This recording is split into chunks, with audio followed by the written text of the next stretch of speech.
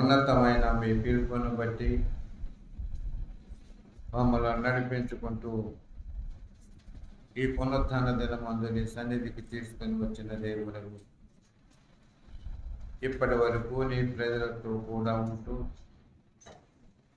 నిన్ను మహింపరచుకుంటానికి, మిమ్మల్ని కీర్తించుకుంటానికి, మిమ్మల్ని గురించి సాక్ష్యం ఇవ్వటానికి ఇచ్చిన సమయాన్ని బట్టి మీకు స్తుతులు కోరుతున్నాను. చిన్నపిల్లలకి ఇంకా జ్ఞానం దయచేయండి, జ్ఞాపక శక్తి ఇవ్వండి, వాక్యమందు ఆసక్తి ఇవ్వండి. నీ అలా భయభక్తులు కలిగి తల్లిదండ్రులకు విధేయులై నీకు ఇష్టలుగా జీవిస్తూ వారున్న విషయంలో ఆసక్తి అభివృద్ధి పొందుతూ మంచి సహవాసాన్ని కలిగి నీ మహిమార్థమై తల్లిదండ్రులకు విధేయులై పెద్దలకి లోబడి నీకు ఇష్టలుగా జీవించటానికి సహాయం చేయండి. నీ బిడ్డలు ఇచ్చిన సాక్ష్యాలు మీకు తెలుసు. నీవే ఆదరించువాడవు, నీవే స్వస్థపరచువాడవు, నీవే ఆదుకొని నీకు సాక్షిగా నిలబెట్టి నడిపించు దేవుడు. ఇంకా వారి కొన్న సమస్యలన్నింటినీ పరిష్కారం చేస్తూ మీ యందు బలపరిచి మీ మహిమార్థమై నడిపించండి. కూడిన నీ ప్రజలందరూ నీకు సాక్షులై ఆయా సమయములందు నీకు మహిమకరమైన సాక్షులుగా నిలబడి మిమ్మల్ని మహింపరచుకుంటానికి కృప చూపి మహిమ తెచ్చుకో. కూడిన మేము మీ యొక్క వాక్యాన్ని ధ్యానం చేస్తుండగా సహాయం చేసి మీరే మాతో మాట్లాడి బలపరచండి. మీరు మహిమ వాతావరణాన్ని స్వాధీనం అందించండి, కృప చూపి బలపరచండి. యేసయ్య దివ్యనామమున ప్రార్థిస్తున్నాను పరమ తండ్రి, ఆమేన్. హల్లెలూయా. రోమీయులకు రాసిన పత్రిక 10వ అధ్యాయము 11వ వచనం చదువుకున్నాం. ఆయన యందు విశ్వాసం ఉంచు వాడెవడును సిగ్గుపడడని లేఖనము చెప్పుచున్నది. అపోస్తలుడైన పౌలు రోమాలో ఉన్న సంఘానికి ఈ పత్రిక రాస్తూ అక్కడున్న సంఘ ప్రజల విషయంలో ఎలాంటి పరిస్థితి కలిగి ఉండాలో, వారు ఎలాంటి జీవితము జీవించాలో అన్న విషయాన్ని గురించి ఆయన మాట్లాడుతున్నాడు. మొదటి అధ్యాయము 1 నుంచి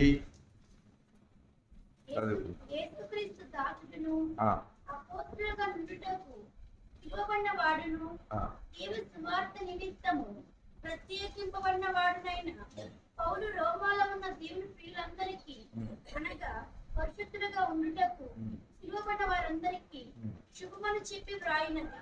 మన తండ్రి అయిన దేవుని నుండి ప్రభువైన యేసుక్రీస్తు నుండి కృపా సమాధానములు మీకు కలుగునుగాక. దేవునికి మహిమ కలుగును. రోమాలో అనేక మంది ప్రజలు ఉన్నారు. అనేక మంది ప్రజలను ఆయన పిలిచాడు. దేవునికి మహిమ కలుగునుగాక. పిలువబడిన వారు పరిశుద్ధులుగా ఉండటానికి పిలువబడ్డారు. ఇక్కడ అనేక మందిలో అనేకులు ప్రభు యొక్క పిలుపు విన్నారు. పిలుపు విన్నవారిలో పరిశుద్ధులుగా ఉండటానికి కొద్దిమంది వచ్చారు. మరి అందరూ ఎందుకు రాలేకపోయారు?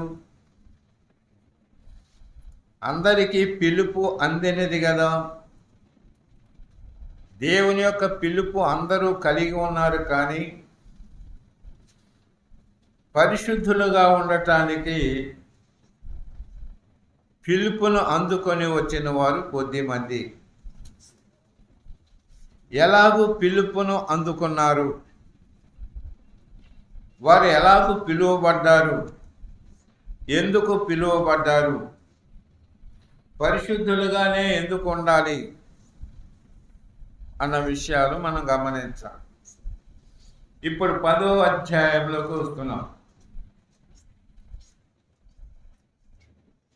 12వ వచనము నుండి, యూదుడని గ్రీసు దేశస్థుడని భేదము లేదు, ఒక్క ప్రభువే అందరికీ ప్రభువై ఉండి తనకి ప్రార్థన చేయి వారందరి ఎడల కృప చూపుటకు ఐశ్వర్యవంతుడై ఉన్నాడు. పౌలు గారు ఏమని చెప్తున్నాడంటే, ఆ రోమా పట్టణములో యూదులు ఉన్నారు, అన్యజనులు ఉన్నారు. దేవుడు యూదులను పిలిచాడు, అన్యజనులను పిలిచాడు. యూదుల యొక్క జీవిత విధానం వేరు, అన్యజనుల యొక్క జీవిత విధానం వేరు. ఏది ఏమైనా అందరూ కూడా పరిశుద్ధులుగా ఉండాలి, అందరికీ ఒక్కడే ప్రభు అయి ఉండాలి, ఆ ప్రభువు అందరికీ తానే ప్రభు అయి ఉండాలి అన్న విషయాన్ని ఆయన ఎత్తి చూపిస్తున్నాడు. రెండవది, తనకు ప్రార్థన చేయు వారందరికీ కృప చూపుటకు ఐశ్వర్యవంతుడై ఉన్నాడు. ఎందుకనగా ప్రభువు నామమును బట్టి ప్రార్థన చేయువాడెవడు వాడు రక్షించబడతాడు. హల్లెలూయా. ఎందుకు ప్రభువు నామమును బట్టి ప్రార్థన చేయాలి? ఇంకో నామమును బట్టి మనం ప్రార్థన చేయకూడదా? ఇంకా ఎవరైనా మనకు ప్రభువుగా ఉండటానికి తగిన వారు కాదా? ఇంకా ఎవరినైనా మనం ప్రభువుగా ఎన్నుకోకూడదా? మనం ఎవరినైనా నమ్ముకోకూడదా? ఆయన మాత్రమే కృప చూపటానికి ఐశ్వర్యవంతుడా? ఇంకెవరు అట్టి ఐశ్వర్యము కలిగిన వారు లేరా? ఎన్నో సందేహాలు మన జీవితంలోనికి రావచ్చు. కానీ ఈ లోకములో ఎందరో ప్రభువులు అనబడిన వారు ఉన్నారు, రాజులు అనబడిన వారు ఉన్నారు, చక్రవర్తులు అనబడిన వారు ఉన్నారు, ప్రధానులు అనబడిన వారు ఉన్నారు, సామాన్యమైన మానవులు ఉన్నారు, ధనికులు, దరిద్రులు, లోక నివాసులు అందరూ ఉన్నారు. మనుష్య సంబంధమైన సంబంధాలు మనకున్నాయి. ఆ సంబంధాలను బట్టి మనము శ్రమలో ఉన్నప్పుడు, మనం కష్టంలో ఉన్నప్పుడు, మనం ఇబ్బందులలో ఉన్నప్పుడు, వేదనలో ఉన్నప్పుడు, నష్టాలలో ఉన్నప్పుడు మనం ఎవరినైనా ఆశ్రయిస్తే పర్వాలేదులే, నేను చూసుకుంటాలే దాని సంగతి, నీకెందుకు నువ్వు ఉండు అని చెప్పే పరిస్థితులు. రెండవది, నేనున్నాను కదా నీకెందుకు ఆ విషయాలని, నేను అని చెప్పే పరిస్థితి. కానీ చివరికి నమ్ముకుంటే సిగ్గుపడవలసిన పరిస్థితులు మన జీవితాల్లో ఏర్పడ్డాయి. అందుకనే తరచుగా మనము వాడుకుంటుంటాం, నమ్మి నానబోసుకుంటే పులిసి ఏమైపోయిందంటాం, పనికి రాకుండా పోయిందంట. లోకములో ఎవరు నమ్ముకుంటే నమ్మకముగా మన నమ్మకాన్ని బట్టి మనం సిగ్గుపడనీయకుండా నిలబెట్టారు. ఒక్కరు కూడా లేరని ప్రభువుకు తెలుసు. కనుక దేవుని ప్రజలమైన మనం గమనించాలి. మొదటేమో ఎన్నో వాగ్దానాలు చేస్తారు, ఎన్నో తీర్మానాలు చేస్తారు, కానీ చివరికి వచ్చేటప్పటికీ అన్నీ వీగిపోతారు.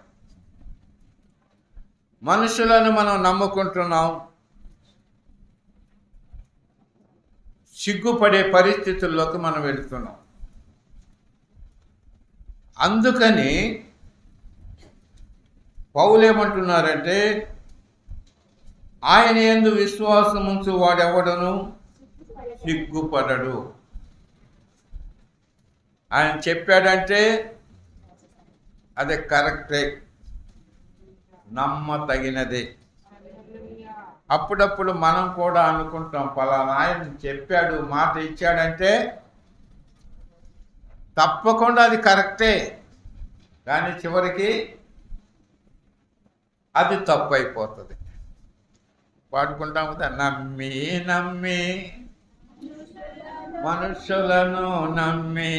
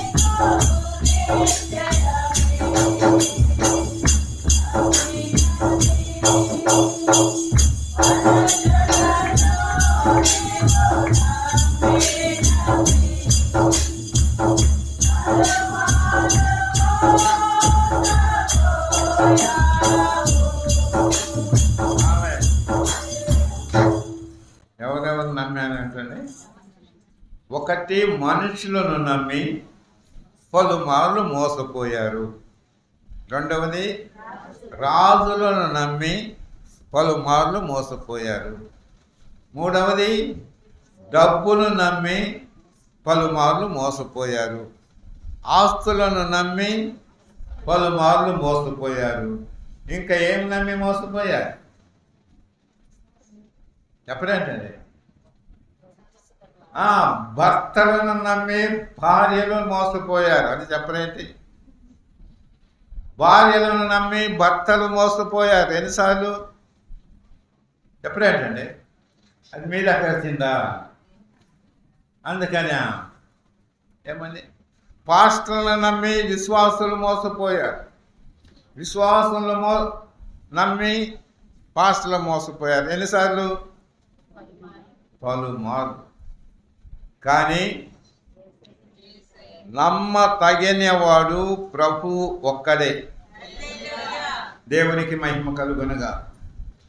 కనుక ఆయన యూదుడని లేదు, అన్యజనుడని లేదు, అందరికీ ఒక్కడే ప్రభు అయి ఉండి అందరి విషయంలో నమ్మకముగా తన మాటను నెరవేర్చేవాడు. హల్లెలూయా. నావాడు నీవాడు అని లేదు అక్కడ. ఎవరైతే ఆయన యందు విశ్వాసం ఉంచి ఆయన నమ్మి ప్రార్థన చేస్తాడో, ఎదురు చూస్తూ ఉంటాడో, అట్టివానికి దేవుడు వచ్చి తన కృపా మహదైశ్వర్యాన్ని ఇచ్చి రక్షించుకుంటాడంటాడు. హల్లెలూయా. కనుక రక్షణ అనేక విధాలుగా ఉన్నాయని నేర్చుకుంటున్నాం. వర్తమాన కాల రక్షణ, భూతకాల రక్షణ, భవిష్యత్ కాల రక్షణ. ఏ కాలంలోనైనా సరే ఆయన మాట యందు నమ్మకముంచి ఆయన నమ్మతగిన దేవుడని నమ్మి నీకు ఏ విషయములో రక్షణ అవసరమో ఆ విషయాన్ని గురించి నువ్వు ఆయనకు ప్రార్థన చేస్తుంటే, ప్రార్థన చేసి అందరి ఎడల కృప చూపుటకు ఆయన ఐశ్వర్యవంతుడు. హల్లెలూయా. అప్పుడప్పుడు మనం అనుకుంటాం కూర్చుంది ఏంటంటే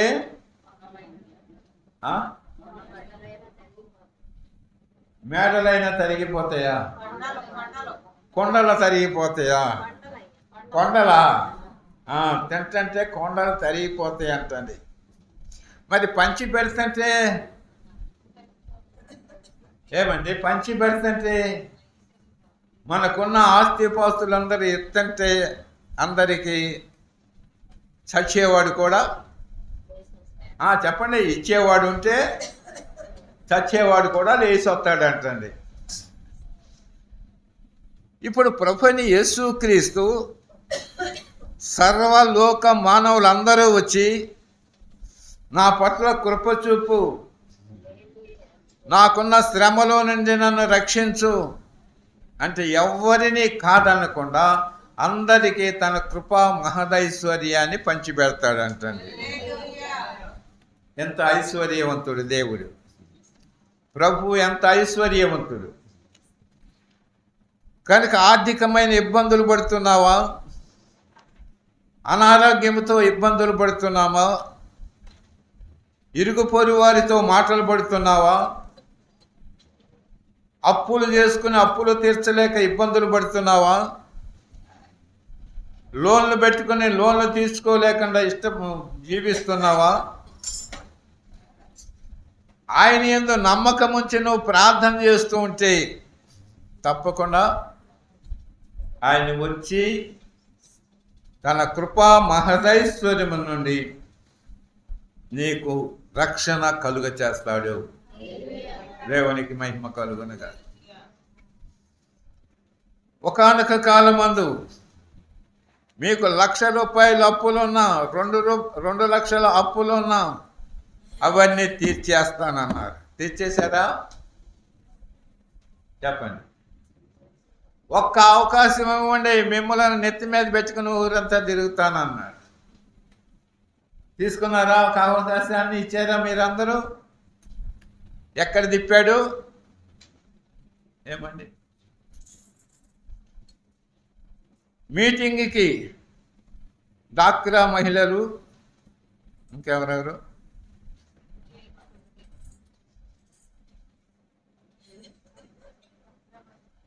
ఒకళ్ళేనా?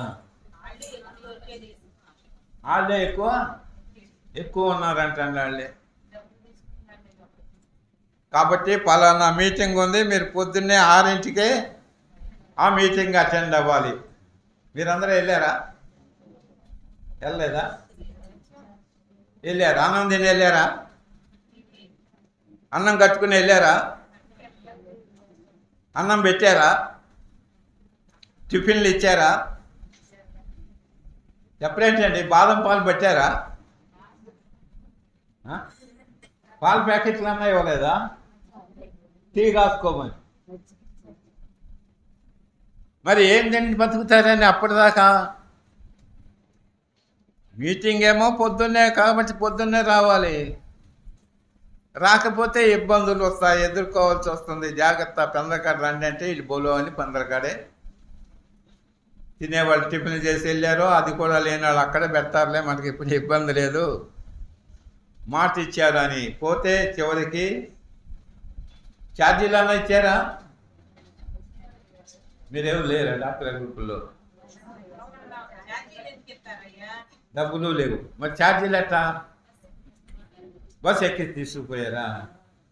బస్సుకు డబ్బులు ఎవరు ఇచ్చారు?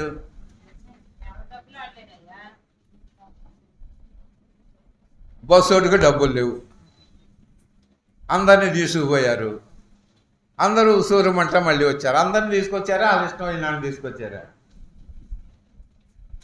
ఎప్పుడేంటండి, బస్సు ఎక్కిన వాళ్ళు మాత్రం తీసుకొచ్చారు. అటు ఇటు చూసే వాళ్ళని ఎవరు ఎక్కించుకురాలా? ఎక్కించుకొచ్చారా? ఎక్కించుకురాలా? వాళ్ళు దిప్పలాడు పడ్డారు. ఆశా వర్కర్లన్నా ఏమన్నా ఇచ్చారా? ఆశా వర్కర్కి జీతాలు లేవు, మిగిలిన వాళ్ళందరికీ ఉన్నాయి. రేపు పోయి అడుగు, నేను ఆశా వర్కర్నే, మరి నా జీతం ఏమన్నా పెరిగిందా ఏంటా అని. ఓ 10 రూపాయలు అన్నా పెంచితే బాగుంటున్నాను. ఏమండి?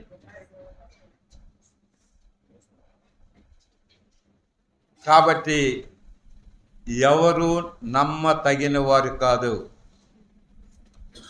ప్రభు ఒక్కడే నమ్మతగిన వాడు కనుక ఆయన నామమున ప్రార్థన చేస్తే తప్పకుండా మన ప్రార్థన ఆలకించు దేవుడు తానే వచ్చి తన కృపా మహదైశ్వర్యము చొప్పున మనను ఆ సమస్యలలోంచి రక్షించి నడిపించగలడు. హల్లెలూయా.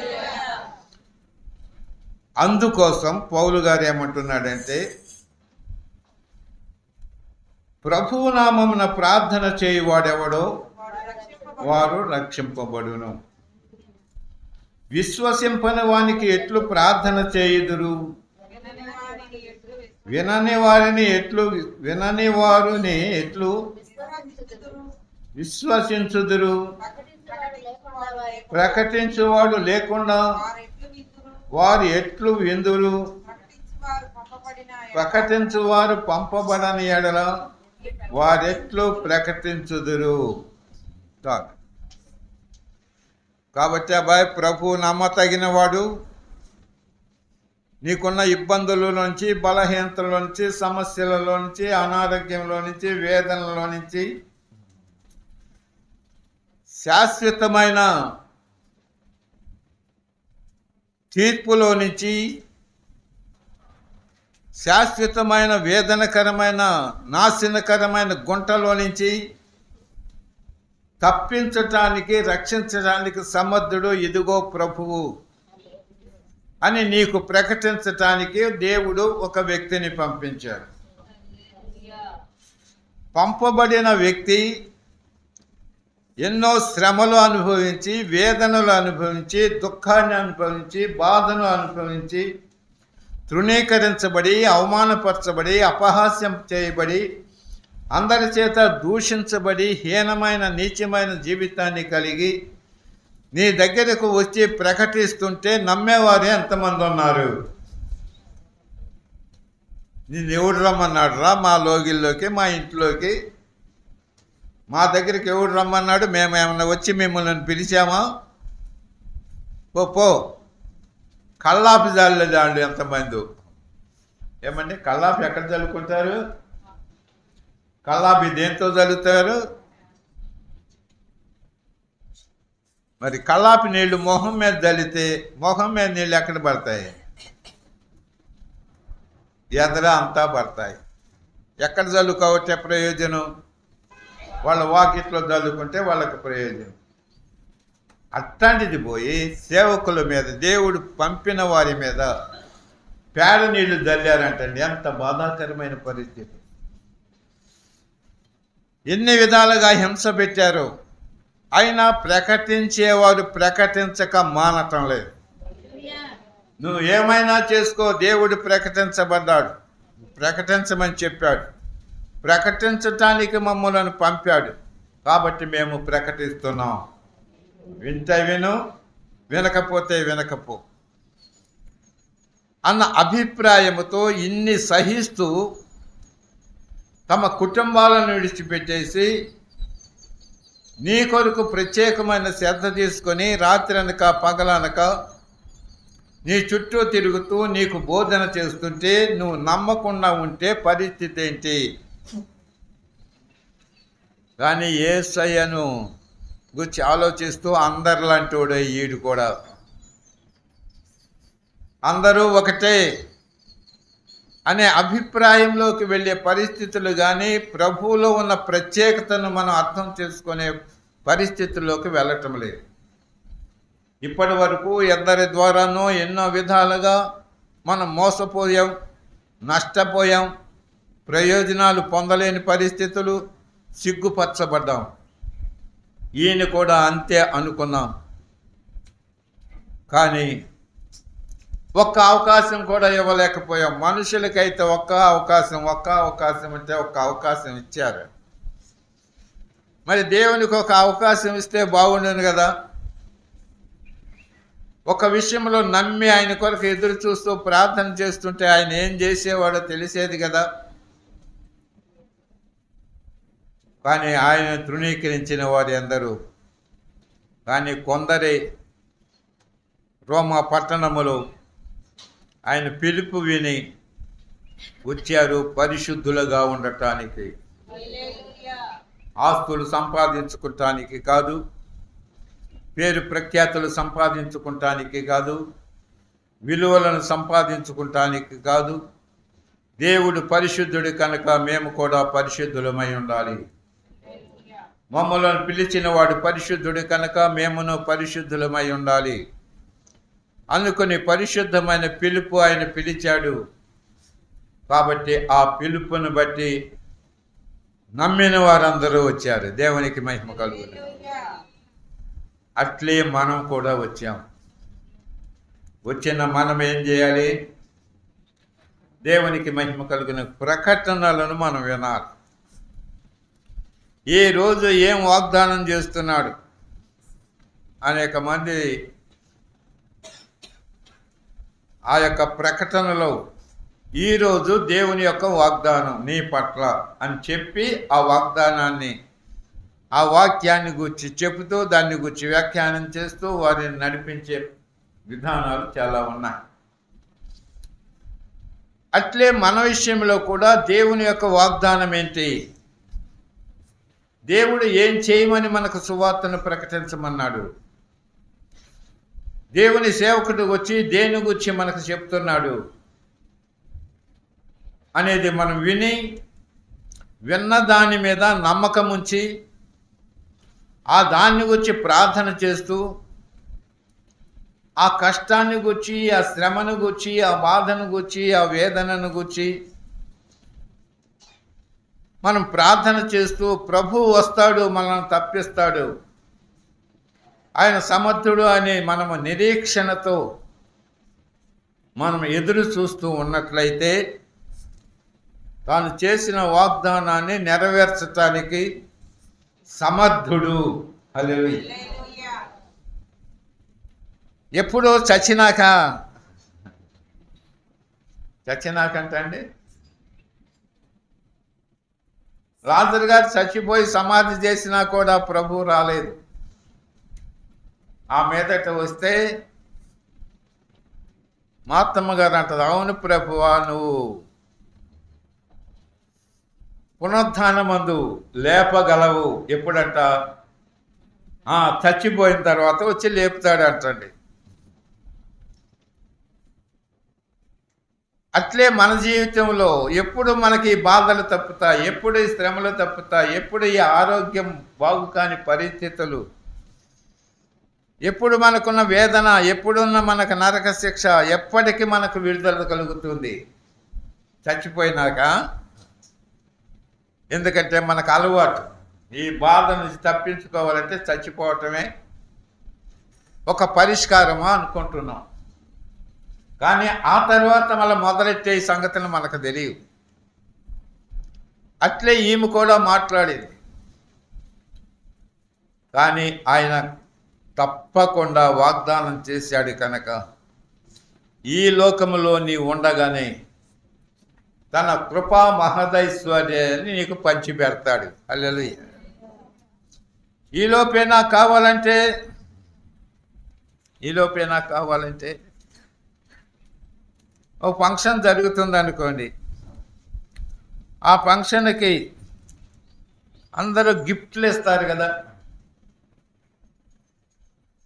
గిఫ్ట్లు ఇస్తారు. ఫంక్షన్ పోదామని నమ్మి వెళ్ళారు. తగిన కాళ్ళ ముందు గిఫ్ట్లు ఇచ్చారు. అవునా? తెచ్చుకున్నారా? తెచ్చుకున్నాను. నేను తెచ్చుకున్నాలే, నాకు గిఫ్ట్లు ఇస్తారు. అయితే మనం అనుకున్నప్పుడు మనకెందుకు ఇవ్వరు గిఫ్ట్లు? వాళ్ళు ఇష్టమైనప్పుడు ఇవ్వటమేనా? అప్పటిదాకా ఉండాల్సిందేనా? చెప్పరేంటండి? మీరు అట్లాగే చేస్తున్నారా? మీరు ఏదన్నా, మరి నేను ఏదన్నా అంటే మీకు కోపం వస్తుందేమో. గిఫ్ట్లు ఏ తపాలాయో, ఏ గిన్నె ఏదో ఇవ్వాలనుకున్నారు. మా ఆ గిఫ్ట్ ఏదో ముందు నాకు ఇచ్చేసే, తర్వాత చూసుకుంది కదా మిగిలిన సంగతి అంటే ఏమంటారు? ఒకవేళ నువ్వే అట్లా ఏర్పాట్లో ఉన్నావు అనుకో, ఆ గిఫ్ట్ ఎవరైనా అడిగితే నువ్వేం చెప్తావు? ఏమండి, వెళ్ళిపోతున్నా, నాకు టైం అయిపోయింది, డ్యూటీకి వెళ్ళిపోవాలి, కాబట్టి ఆ గిఫ్ట్ ఏంటో ముందు నాకు ఇచ్చేస్తే నేను వెళ్ళిపోతానా అని ఎవరు అడగలేదండి మిమ్మల్ని. మీతో కార్యక్రమాలకు ఇచ్చేసారా అందరూ? ఇవ్వలేదా? గట్టిగా చెప్పండి. ఏం పర్వాలేదు, మా ఇంట్లో మేము ఇచ్చాం గిఫ్ట్లు. తీసుకున్నారా? మా ఇంట్లో ఇచ్చిన గిఫ్ట్లు తీసుకోలేదా? తీసుకున్న వాళ్ళు అన్నది చెప్పండి. జాకెట్ ముక్కలు తీసుకున్నారా? తీసుకోలేదా? గిన్నెలు బాక్సులు తీసుకున్నారా? బాక్సులు అంటే బాగా అర్థం అవుతుంది, గిన్నెలు అంటే అర్థం కాదు. ఏమండి, వాళ్ళు ఇచ్చిన టైంకి మనం ఉంటే అక్కడ ఇస్తారు, ఇవ్వకపోతే పలానా వాళ్ళకి ఇవ్వలేదు, పలానా వాళ్ళకి తీసుకెళ్ళలేదు, మరి మీ ఇంటి పక్కనే కదా, మీ రోడ్డున వస్తూ ఉంటారు కదా, వాళ్ళకు కూడా ఈ గిఫ్ట్ ఇవ్వండి అని ఇచ్చి పంపించే పరిస్థితులు ఉంటాయి. అట్లే ప్రభువు నమ్మతగిన వాడు కనుక తన కృపా మహదైశ్వర్యాన్ని మనకు పంచిపెట్టగల సామర్థ్యము కలిగిన వాడు కనుక మనం ప్రార్థన చేస్తుంటే తగిన సమయం ముందు ఆయనే వచ్చి మనకి గిఫ్ట్ ఇస్తాడు. హల్లెలూయా. తరాలు జరిగిన, కాలాలు జరిగిన, వయసు మీరిన ఆయన నమ్మతగిన దేవుడు, వాగ్దానం చేసిన దేవుడు. అబ్రహాముకు వాగ్దానం చేశాడు, నీ సంతానము మూలముగా భూలోకములోని వంశములన్నీ ఆశీర్వదించబడతాయి. ఇప్పటికీ అబ్రహాముకు సంతానము లేదు. అప్పటికి అది అయిపోయింది. ఆ తర్వాత అయిపోయింది. ఆ తర్వాత ఎన్ని సంవత్సరాలు జరిగాయి? 25 సంవత్సరాలు. రమారమి 25 సంవత్సరాలు జరిగాయి. 25 సంవత్సరాలు అబ్రహాముకు చేసిన వాగ్దానాన్ని దేవుడు నెరవేర్చలేదు. ఇంకేమి నెరవేరుతారా నాయన అని ఆ భార్యాభర్తలు ఆశ వదులుకొని, నువ్వేమో శరీరం ఉడికిపోయిందంటే నువ్వు శరీరం ఉడికిపోయింది అనుకుంటూ, ఇంకా మనకు ఒట్టిదే అంతా నమ్మకం కలిగిన మాటలు కాదు ఇవి అంటే, అనవసరంగా నమ్మి అక్కడి నుంచి మా నాన్నలందరినీ వదిలిపెట్టుకుని వచ్చేసాం అనుకునే పరిస్థితులు. ఈలోపు దేవుడే అబ్రహాం ఇంటికి వచ్చాడు. ఇచ్చి ఏమన్నాడంటే, మీదికి ఈ సమయానికి నీ భార్య శారా బిడ్డనెత్తుకుని ఉంటుంది అన్నాడు. పిచ్చిరాయన, ఇన్ని సంవత్సరాల నుంచి ఎదురు చూస్తున్నాము, ఎప్పుడు ఇస్తావా అని ఇప్పుడు వచ్చి మీదిటికి అంటున్నావు అని ఆమె తలుపు సాటు నుండి శారా ఏం చేసిందంట? నవ్వేసిందంట. నవ్వులాటలు అనుకున్నాడు అబ్రహాము శారాలు. ఆయన యథార్థంగా నవ్వటానికి ఏమీ మాట్లాడాడు ఆయన. మనం నవ్వుకుంటానికి ఏవేవో మాట్లాడుకుంటాం. ఎదుటి వాడిని నవ్వించటానికి ఏయో మాట్లాడతాం. కానీ యేసయ్య అలాగ నమ్మించి మాట్లాడేవాడు కాదు. అది తెలుసుకున్న యేసయ్య నిశ్చయంగా మళ్ళీ నేనే వస్తాను, అప్పుడు నువ్వు శారా బిడ్డను కని ఉంటుంది అని చెప్పాడు. హల్లెలూయా. ఆ ప్రకారము రమారమి 100 సంవత్సరాలు వయసు వచ్చినప్పుడు శారా బిడ్డను కంది. హల్లెలూయా. ఎన్ని సంవత్సరాలకి నెరవేర్చాడు? ఎప్పుడు వాగ్దానం చేశాడు? టైం చెప్పలా. తప్పకుండా ఇస్తానన్నాడు, ఇచ్చాడు. 400 సంవత్సరాలు ముందుగా అబ్రహాముకు దేవుడు వాగ్దానం చేశాడు, నీ సంతానమైన ఆ ప్రజలు ఐగుప్తు దేశానికి, పరాయి దేశానికి బానిసలుగా వెళ్ళిపోతారు. వారిని నేనే విడిపించి తీసుకొని వస్తాను. నీవు నిలబడి ఉన్న ఈ కనాను దేశానికి నేను తీసుకొని వస్తాను. గొప్ప ఆస్తితో వారు వస్తారు అని అబ్రహాముకే వాగ్దానం చేశాడు. అయిందా? ఆ టైంకి కరెక్ట్గా వచ్చి విడిపించాడు. ఆ ఐగుప్తు నుంచి విడిపించాడు. లేఖనాలు చెప్తున్నాయి. వారిని నడిపించాడు, తన వాగ్దానాన్ని నెరవేర్చాడు. దేవునికి మహిమ కలుగునుగా.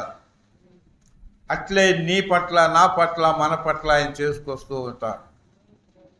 ఈ లోపు మన ఆలోచనలు మారితే, మన ఊహలు మారితే, మన ఉద్దేశాలు మారితే,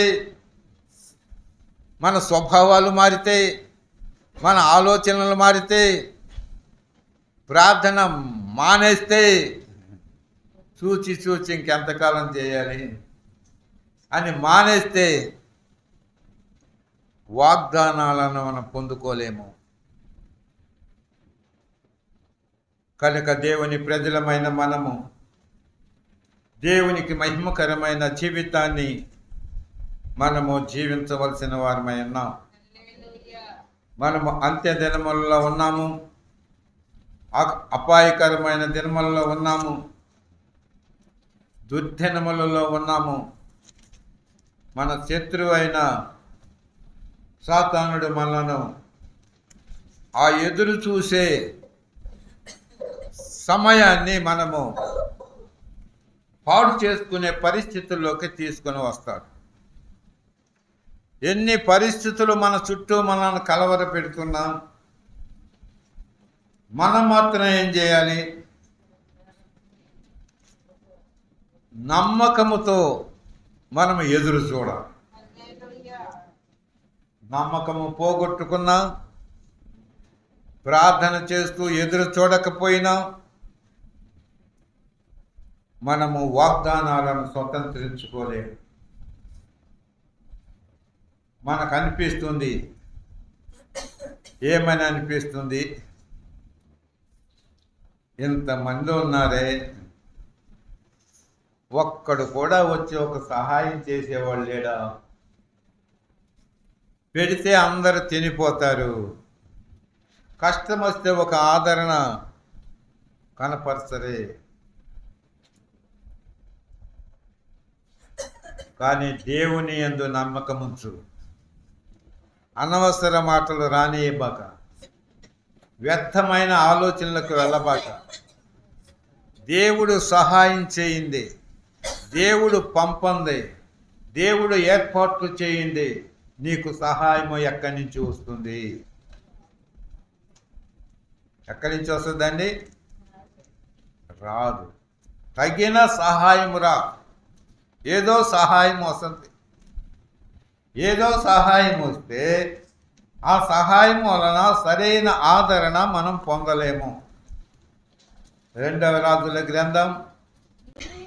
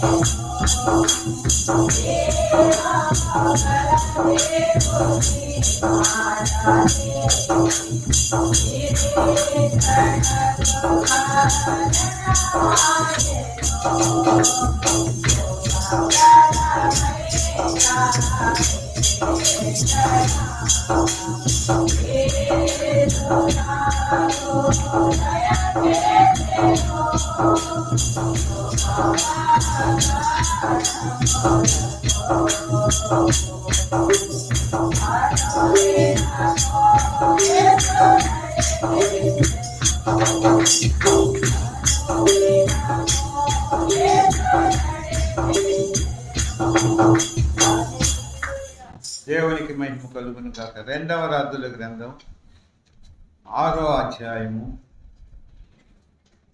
26వ వచనము నుండి చదువుకుందాం. అంతటా ఇశ్రాయేలు రాజు పట్టణపు ప్రాకారము మీద సంచారము చేయగా ఒక రాజును చూసి, రాజువైన నా ఏలినవాడ సహాయము చేయమని కేకలు వేయుట విని, యెహోవా నీకు సహాయము చేయనిది నేనెక్కడి నుండి నీకు సహాయము చేయుదును. చాలు. దేవుడే నీకు సహాయం చేయకపోతే, దేవుడు నీకు సహాయం చేయమని ఎవరినైనా పంపకపోతే ఎవరొచ్చి నీకు సహాయం చేస్తాడు? ఒకవేళ నేను రాజునై ఉండొచ్చు, నేను ప్రభువునై ఉండొచ్చు, నిన్ను పరిపాలన చేసే అధికారినై ఉండొచ్చు, కానీ దేవుడు చెప్పందే నేను నీకు సహాయం ఎక్కడి నుంచి వస్తుంది? ఎవరు తీసుకుని వస్తారు? కనుక దేవుని ద్వారానే మనకు సహాయం. దేవుడు పంపితేనే ఎవడైనా వచ్చి మనకు సహాయం చేస్తాడు, లేకపోతే ఎవరు సహాయం చేయరు. ఎవరి కోసం ఎదురు చూడాలి? దేవుని కోసం ఎదురు చూడాలి. దేవుని కోసం ఎప్పుడైనా మనం ప్రార్థన చేశామా? నాయనా నాకు ఈ ఇబ్బంది ఉంది, నాకు సహాయం చేయి అని దేవుని మీద ఆధారపడితే సహాయం చేసే వారిని పంపుతాడు, వారు సహాయం చేస్తారు, నీకు రక్షణ దొరుకుతుంది. కనుక సహాయం చేసేటప్పుడు నీవు సహాయాన్ని పొందుకోకపోతే ఇంకా ఎవరి ద్వారా నీకు సహాయము అందదు.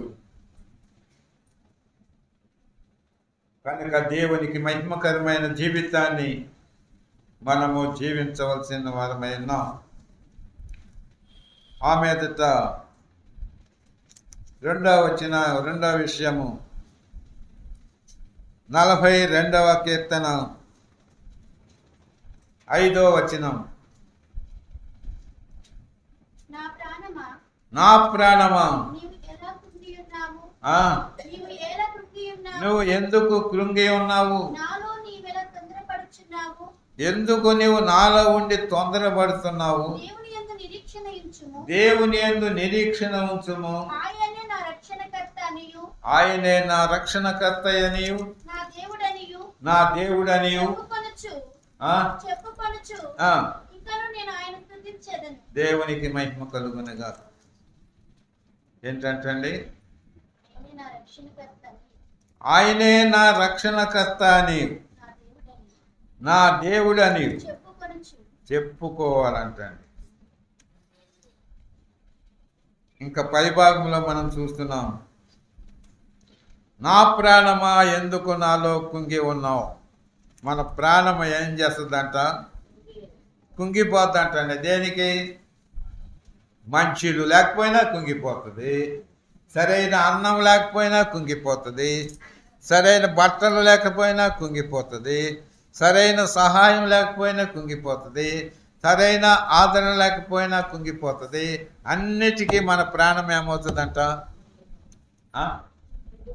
కుంగిపోతుందంట.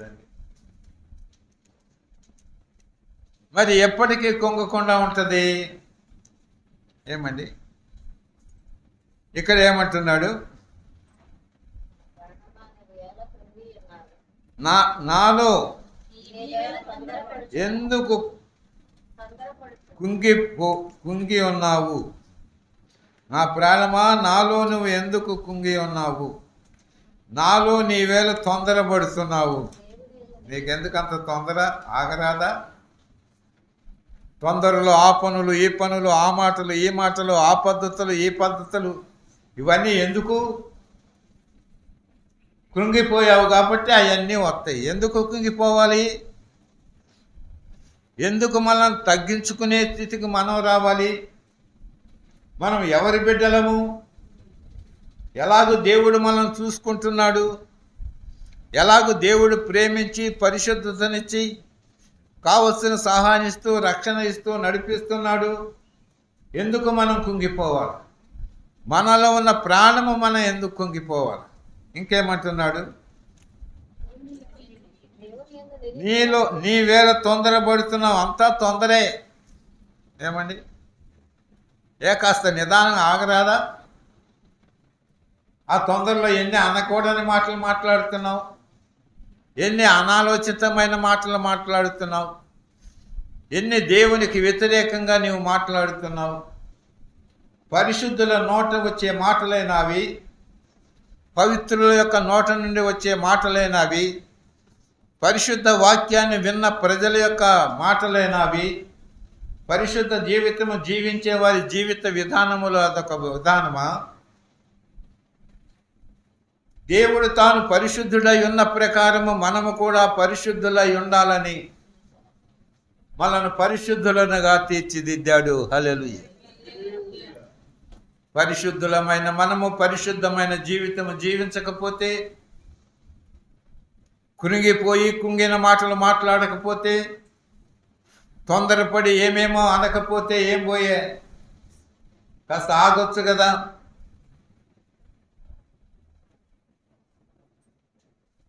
కనుక కొన్ని విషయాలు ఫంక్షన్కి అందరూ ఒక్కసారి వచ్చేసారనుకోండి బంతి మీదకి, ఏమంటావు? ఆగండి ఆగండి అంటావా? నీవు ఆగండి అంటే కొందరు మనస్సు కుంగిపోయి వెళ్ళిపోయారనుకో, అప్పుడు ఏమవుతుంది? అయ్యో గబుక్కుని ఈ మాట అనేసానే అని అనుకోవా? మరి ఈ విషయంలో ఎందుకని అనుకోవు? నీవు ఎదట వారిని అవమానపరిచే, తోటి పరిశుద్ధులను అవమానపరిచే పరిస్థితులు, తోటి పరిశుద్ధులను హింసపెట్టే పరిస్థితులు, ఎప్పటికీ పరిశుద్ధులముగా మన జీవితాలు పరిశుద్ధమైన ప్రవర్తనలోకి వెళ్తాయి. మనము తొందరపడతాం, మనతో ఉన్నవారిని కూడా తొందర పెట్టేస్తాం. ప్రభు కొరకు జీవించే విధానములు, ఇచ్చిన అవకాశాన్ని సద్వినియోగం చేసే విధానములు మనకేం తొందర ఉండదు. ఎవడెట్టబోతే మనకెందుకులే. కానీ మనమే తొందరపడే పరిస్థితులకు వెళ్ళిపోతున్నాం. అంటున్నాడు, దేవుని యందు నిరీక్షణ ఉంచుము. నిరీక్షణ ఉంచుము అంటే ఏంటి? ఎదురు చూడు. దేవుని కొరకు ఎదురు చూడు. మనుషుల కొరకు కాదు నువ్వు ఎదురు చూడవలసింది, దేవుని కొరకు ఎదురు చూడు. ఎట్లా ఎదురు చూడాలి? ప్రార్థన చేస్తూ నువ్వు ఎదురు చూడాలి. ఎప్పుడైతే ప్రార్థన చేస్తూ ఎదురు చూస్తామో అప్పుడు ఆయనే వచ్చి మనకు సహాయం చేస్తాడు. అప్పుడు ఎంత ఆనందమో. ఎవరు వచ్చి సహాయం చేశారు? ప్రభువే వచ్చి సహాయం చేశారు. అప్పుడప్పుడు అంటాం కదా, దేవుడులాగా వచ్చి మనల్ని ఆదుకున్నాడు అని కొందరు విషయంలో మనం చెప్పుకుంటాం. కాబట్టి దేవుడే పంపించి మనకు సహాయం చేస్తాడు. అందాక మనం చచ్చిపోతే ఏమండి, అందాక మనం ఉండలేక చచ్చిపోతే నీవు నేను మనం చావునే చావు. మనం చచ్చేదాకా ఆయన ఆగడు. ఉందాంలే, చచ్చిపోయినాక ఏం చేస్తాడో చూద్దామని ఆయన ఆగడు. తప్పకుండా చావకు ముందే సిగ్గుపడనీయకుండా శత్రువు ఎదుట మనల్ని నిలబెట్టాడు, తల ఎత్తుతాడంటండి. హల్లెలూయా.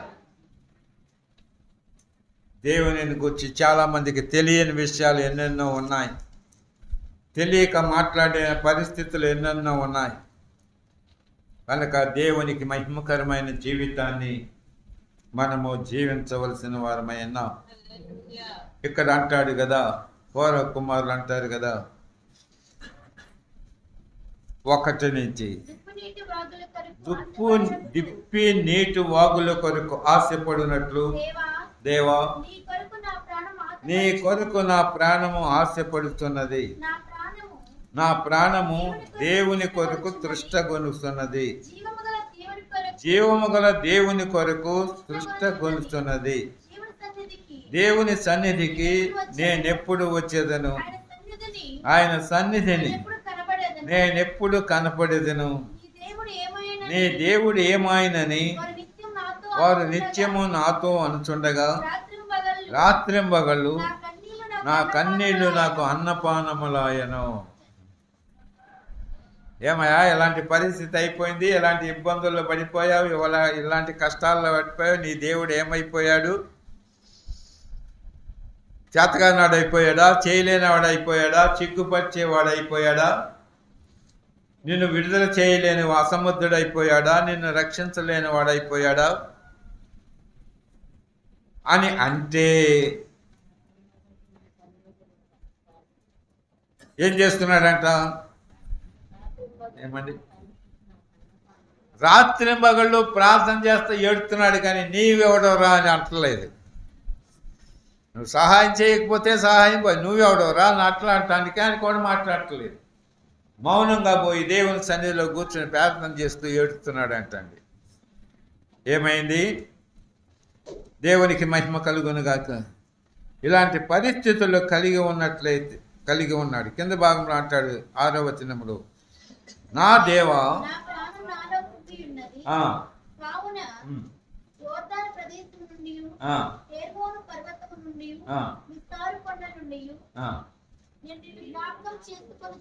దేవునికి మహిమ కలుగునగా. అలాగూ జ్ఞాపకము చేసుకుంటుంటే దేవుడు తగిన సమయమందు వచ్చి వారిని విడిపించుకుంటూ నడిపించాడు. అట్లే మనం ఎవరిని గురించి ఏం వ్యాఖ్యానం చేయనక్కర్లేదు. అనుకునే వాళ్ళని అనుకోనియండి, తిట్టే వాళ్ళని తిట్టనియండి, సహాయం చేయకుండా ఉండేవారిని ఉండనియండి, ఏమి ఇబ్బంది లేదు. మన దేవుడు మనకు సహాయం చేస్తాడు. మనకు తొందర ఎక్కువ. ఇప్పుడే ఏం చేయాలి? తినాలి, ఇప్పుడే తినేయాలి. ఏమండి, 23 లక్షల మంది ఐగుప్తు నుంచి బయలుదేరారు. అందరికీ ఏమైపోయిందంట? తొందర అయిపోయింది. ఎప్పుడు పెడతాడు ఈ అరణ్యంలో నాకు మాంసం పెట్టగలడా? పెట్టే సామర్థ్యం మన ప్రభువుకు ఉందా? ఇంతమందికి ఆహారం ఎక్కడి నుంచి తీసుకొస్తాడు? పెట్టమని చూద్దాం. పూరీలను తీసుకొచ్చాడంట. ఎన్నిటిని లెక్క ఉందా? 2 మైళ్ళంత దూరంలో ఎంత ఎత్తంట? అంత ఎత్తున పూరీలను తీసుకొచ్చి తినండి రా అన్నాడంట. వాళ్ళు ఎట్లా తింటున్నారు? తొందర. చాలకపోతే అప్పుడు అడగొచ్చుగా ఇంకా పెట్టమని. వాళ్ళ పళ్ళ చందున ఉన్నది ఉన్నట్లుగానే అంత తొందరగా మింగకుండా మింగేద్దామన్నట్టుగా తినేసారంట. ఎప్పుడైనా మాంసం తిన్నారా మీరు? చేపలు తిన్నారా? అప్పు మాంసం చేపలు బాగా తినేసాడు. గబగబా తినేసారా? నిదానంగా తినేసారా? గబగబా తినేసారా? ఎందుకని? ముళ్ళు గుచ్చుకుంటాయి, ఎముకలు ఉంటాయి, దాంట్లో తినటం సాధ్యం కాదు. వీళ్ళు అదే పనిగా గబగబా ఆత్రం అన్నమాట. అప్పుడప్పుడు పిల్లలతో తింటున్నప్పుడు పొలి మారింది అనుకోండి, అంత ఆత్రం ఎందుకు, అంత నిదానంగా తినొచ్చుగా అని చెప్తూనే ఉంటారు. అంత ఆత్రంగా తిన్నారు కాబట్టి వాళ్ళ యొక్క పళ్ళ సందుల్లో మాంసం ఉండగానే వారు ఏమైపోయారు? చనిపోయిన పరిస్థితి. కనుక నిదానంగా తినచ్చుగా. గొంతులో ముళ్ళు గుచ్చుకుంది అనుకోండి, ఏమవుతుంది? అటు మింగుడు పడదు, అది బయటికి రాదు. ఇప్పుడు ఏం చేయాలి? డాక్టర్ గారి దగ్గరికి పోవాలి. డాక్టర్ గారు మనకు అందుబాటులో ఉంటాడా? ఆయన వచ్చేదాకా మనం ఉన్నాం. అన్నీ తొందరే. ఏది నిదానంగా చేసుకునే పరిస్థితులు మనకు ఉండవు. నీవైనా నేనైనా మనమందరము కూడా తొందర పడకుండా నిదానించి దేవునికి ప్రార్థన చేస్తూ దేవుని యొక్క సహాయం పొందుతూ సిగ్గుపడనక్కర్లేని మనుషులముగా మనము జీవించాలి. హల్లెలూయా. రెండో విషయాన్ని మనం చూస్తే నేను ముగించుకుంటాను.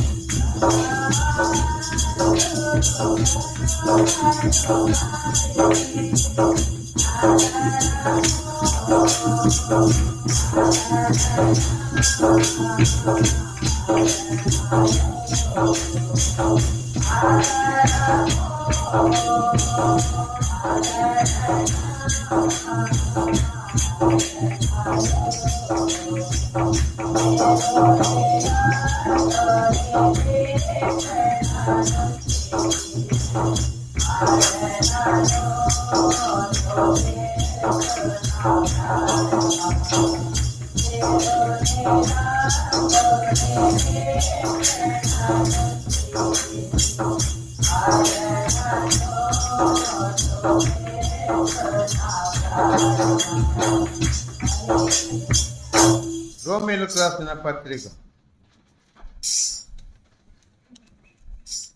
15వ అధ్యాయం. రోమీయులకు రాసిన పత్రిక 15వ అధ్యాయము 4వ వచనం చదువుకుందాం. ఓర్పు వలనను లేఖనము వలనే ఆదరణ వలనను మనకు నిరీక్షణ కలుగుటకై పూర్వమందు వ్రాయబడినవన్నీ మనకు బోధ కలుగు నిమిత్తము వ్రాయబడి ఉన్నవి. ఎందుకంట? ఒకటి, మనకు ఓర్పు కలగాలి. రెండవది, లేఖనము వలన ఆదరణ మనకు కలగాలి. ఇంకా దేని వలన మనకు ఆదరణ కావాలి అని కోరుకోకునే పరిస్థితి కాదు. లేఖనమును బట్టి, ప్రభువా ఇదిగో ఈ లేఖనము మాకు ఇచ్చావు, ఈ లేఖనాన్ని బట్టి మేము ఆదరణ పొందాలి, ఈ లేఖనాన్ని బట్టి మాకు సహాయం చేసే దేవుడవు అని మనము అది కలిగిన వారమై ఉండి మనము ఎదురు చూస్తూ మనం ఉండాలి. పూర్వమందు రాయబడినవన్నీ కూడా మనకు బోధ కలగటానికి, మనం నిరీక్షణ ఉంచటానికి, రాయబడిన ఆ లేఖన ప్రకారము మనకు జరగటానికి అవన్నీ రాయించాడంట. కనుక దేవుని ప్రజలమైన మనము దేవునికి మహిమకరమైన జీవితాన్ని మనము జీవించవలసిన వారమై ఉన్నాం. హెబ్రీయులకు రాసిన పత్రిక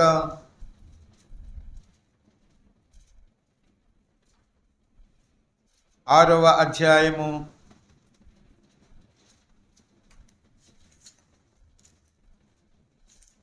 6వ అధ్యాయము 19వ వచనం చూడండి. ఈ నిరీక్షణ ఆ. నిశ్చలమును ఈ నిరీక్షణ నిశ్చలమును స్థిరమునై మన ఆత్మకు లంగరు వలె ఉండి తెర లోపల ప్రవేశించుతున్నది. చాలు. ఈ నిరీక్షణ ప్రభు కొరకు నిరీక్షించే జీవిత విధానము, ఎదురు చూసే జీవిత విధానము మన ఆత్మకు ఎలాంటిదంట? లంగరు వలె ఉంది. లంగరు దేనికి వేస్తారు? ఓడలకి వేస్తారు. ఎందుకు ఓడలకి వేస్తారు? తుఫానులు వచ్చినప్పుడు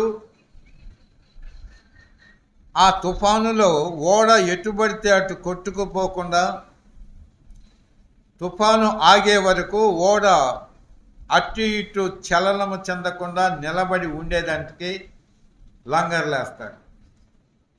ఈ లంగర్లు వేసినప్పుడు అవి అడుగున ఎక్కడికో పోయి ఆ భూమిలో గుచ్చుకుంటాయి. అంత పొడవాటి లంగర్లు వేసేస్తారు. 4 పక్కల 4 లంగర్లు వేస్తే ఆ మధ్యలో పడవ ఎటు కదలకుండా అలా ఉండిపోతుంది. తుఫాను పోయిన తర్వాత ఆ లంగర్లను మళ్ళీ తీసేసుకుంటారు. తీయటానికి రాని పరిస్థితి కోసేసి వదిలేస్తారు. అట్లే మన జీవితంలో ఏదంట లంగరు?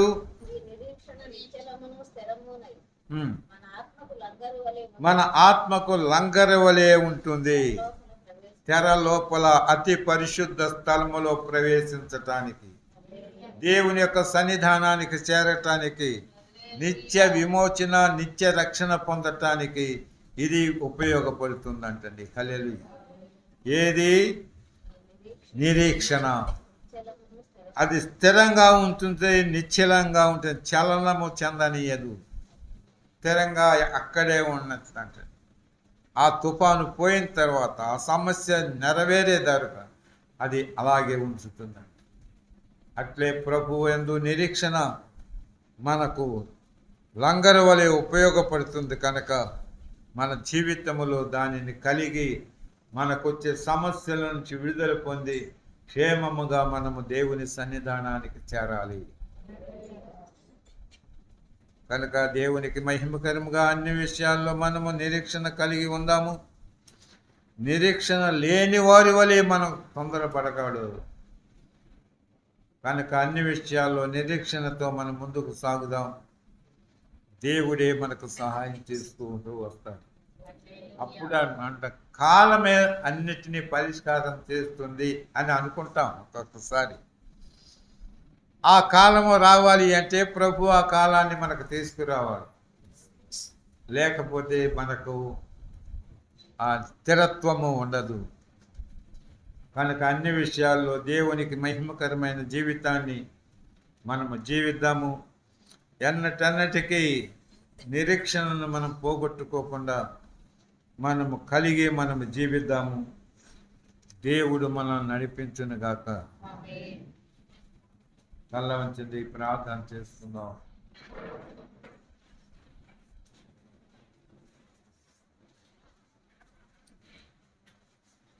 సర్వోన్నతుడు మా పరలోకపు తండ్రి, ఇప్పటి వరకు నిరీక్షణను గూర్చి ఎన్నో విధాలుగా మాతో మాట్లాడిన దేవుడని, అబ్రహాము నిరీక్షణకు ఆధారములైన సమయమునందు